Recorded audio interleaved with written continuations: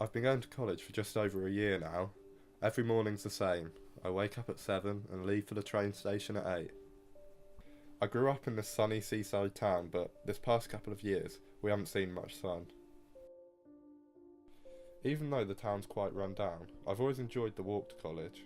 It's peaceful. There's usually not many people around, and I walk on my own because sometimes I prefer just listening to music than talking to anyone. One of the first things I pass is the old fish and chip shop, where I got my first job. It was low pay, but at 14 it was good having some money in my pocket. I passed the park where, every Tuesday evening, me and my friend would play.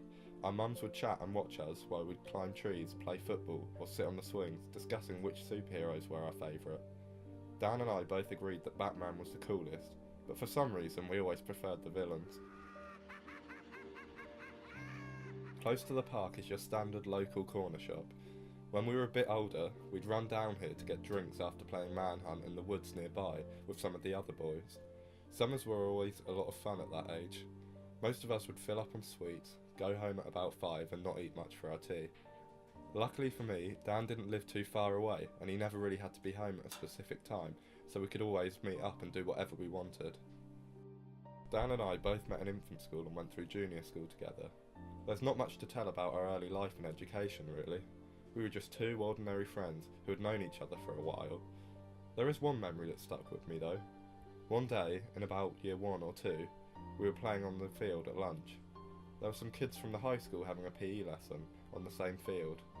Their teacher was a normal looking guy. He was far away so I couldn't really see him. I remember Dan pointed at him and said, "That's my dad." I don't recall saying anything, but it made me realise I'd only ever met his mother before. I'd never even seen his father. I've been quite lucky. My parents have been happily married for years, but I don't think Dan was as fortunate. Things started to take a slight downward turn as we were going through high school. We both made loads of new friends, but it didn't separate us.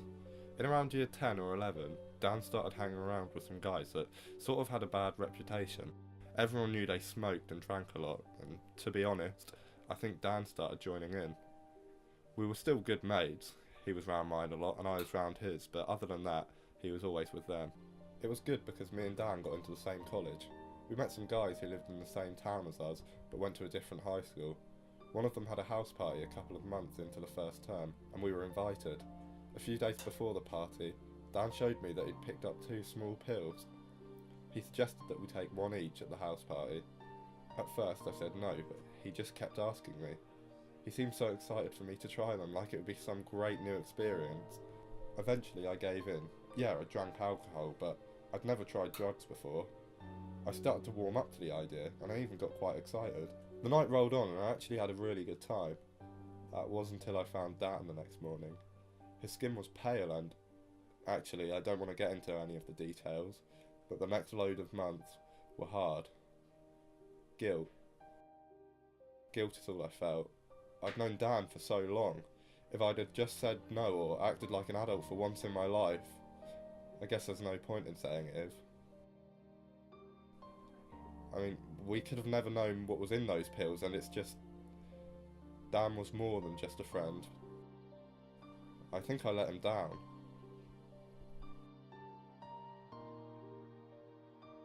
It's not the worst thing in the world, though. We still get the train to college together, it's just... He doesn't seem to say much anymore.